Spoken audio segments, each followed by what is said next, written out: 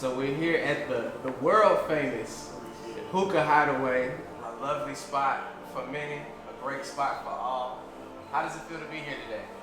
Man, it feels really good. It feels, very sentimental. It's like it's got kind of like a special air, kind of a special vibe today. So I announced back in July during our 4-year anniversary that I would be closing Hookah Hideaway at the end of this year. So the actual closing day is December 31st. Tonight is special to me because this will be the last night that I'll be in here.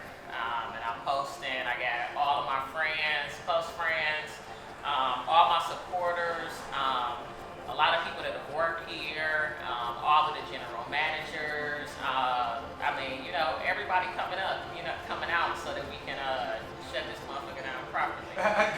Got you. There was a time when this spot didn't have CNN on the walls. There's a time when this spot, with the floors might have been a little different, or even the setup might have been a little different. Take us back there. So I opened Hookah Hideaway about 5 years ago.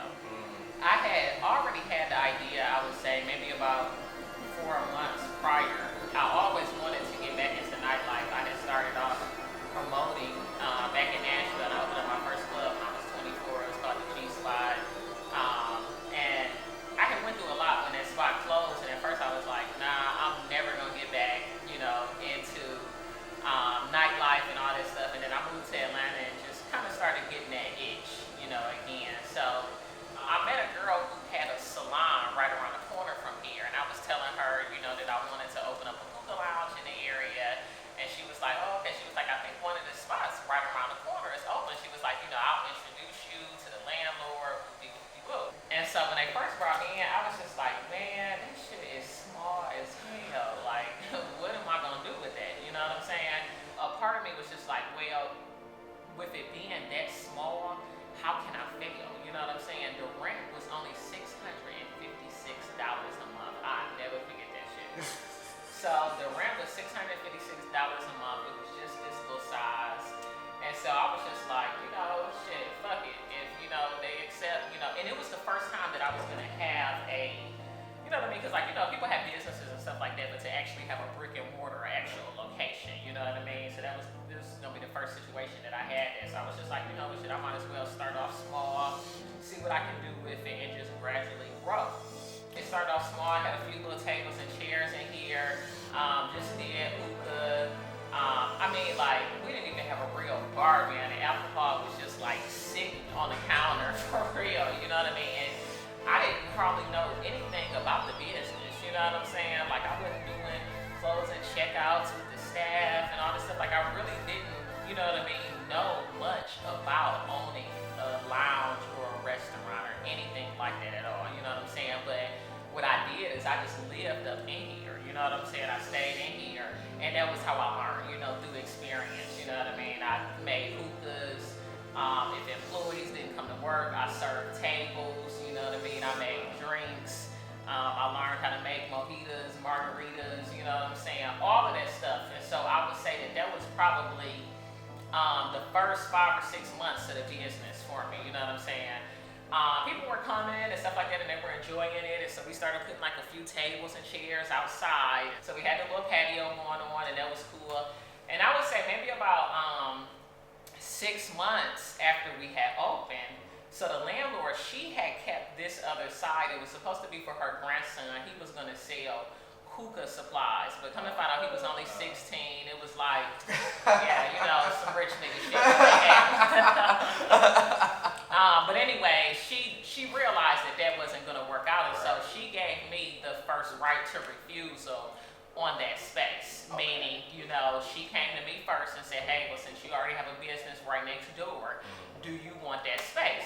Hell yeah, I want that space. But it was small, it was intimate, and people really embraced it. The thing about the Hookah Hideaway, which is its strength, but also its weakness, is its size. And so I would say its size is its strength, because when you come here, you are not going to leave here without meeting a new person. You just not, because it's so small, motherfuckers on top of motherfuckers, you know what I'm saying? So it's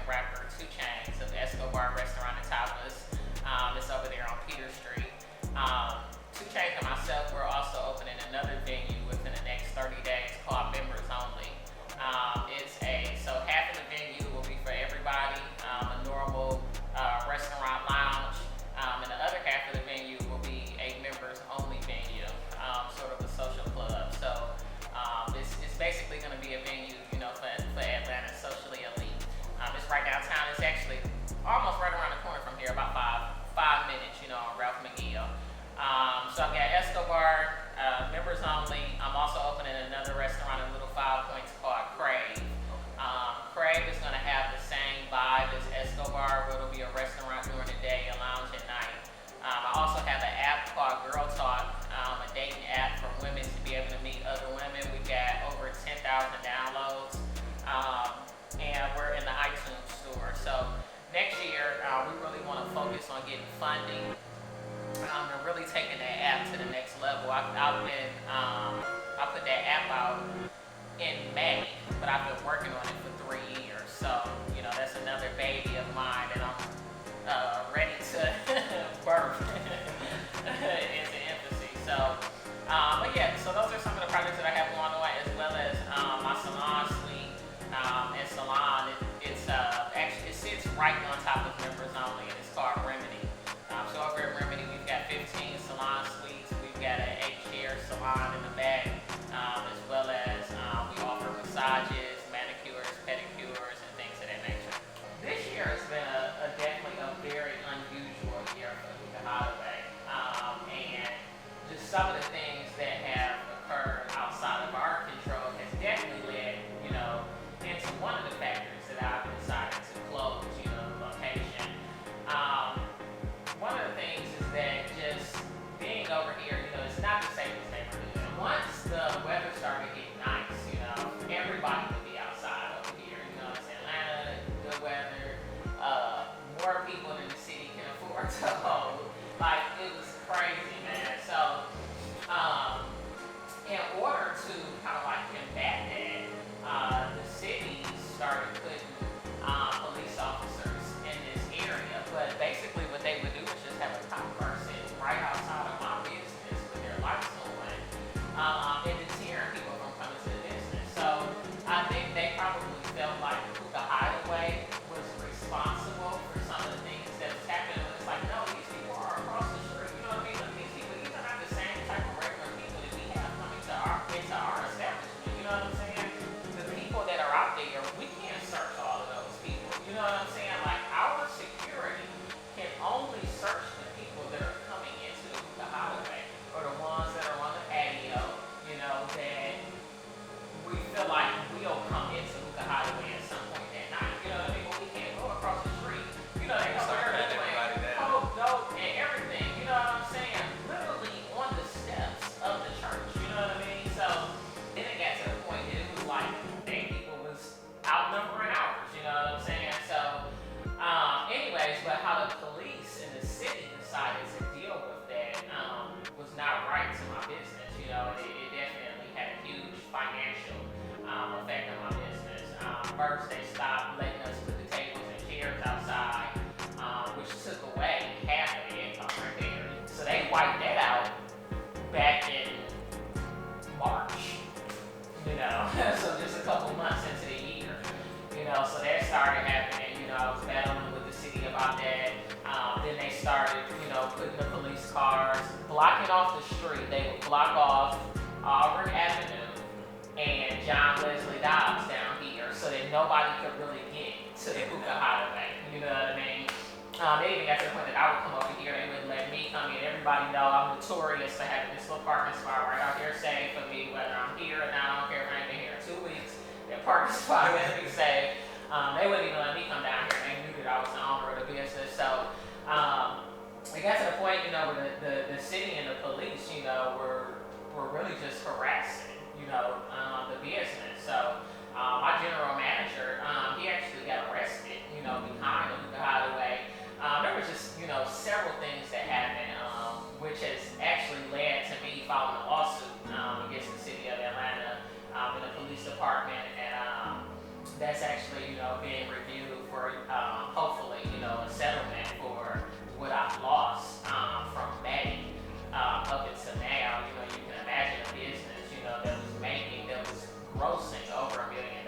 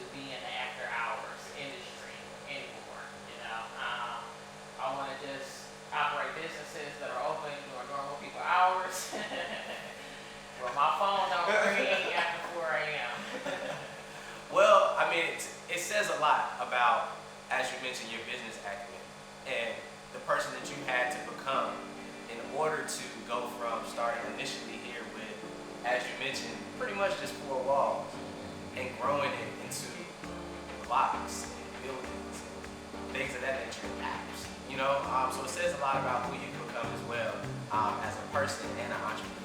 I read a book one time at the end, it said it is done. So I say congratulations to you, Miss Snoop. I say congratulations to all your success. And as you mentioned, it's always a great thing to be able to close a wonderful chapter in a beautiful book. Absolutely. So thank you so much for your time. Anything else you want to say to anybody out there? Or I just want to say, thank you, to everybody that has, supported me, everybody that's worked here, all of our, loyal customers. When we first opened this spot, we really wanted it to have that Cheers vibe, especially with it being small and personal and intimate. And I think that's been one of the things that's been the best part of Hookah Hideaway and a blessing. You're not gonna come here and not leave without knowing somebody's name, the bartender's name. They're gonna know your drink, when you come back here. And so it's been a beautiful thing, and I'm thankful to have opened the Hookah Hideaway. I'll always be known as the owner of the Hookah Hideaway. And I think this spot is legendary, man. Even though we closing, people, they ain't gonna forget it. You know what I mean? We got so many pictures with this backdrop CNN and Martin Luther King and all of that good stuff. So I'm thankful and I'm humbled and I'm blessed, and I really just feel like it's a lot of growth, to know when it's time to go and when it's time to close a chapter and move on. So. Well, you heard it here first from Snoop. Thank you so much. We appreciate you, and until next time. Appreciate you, good name. Always.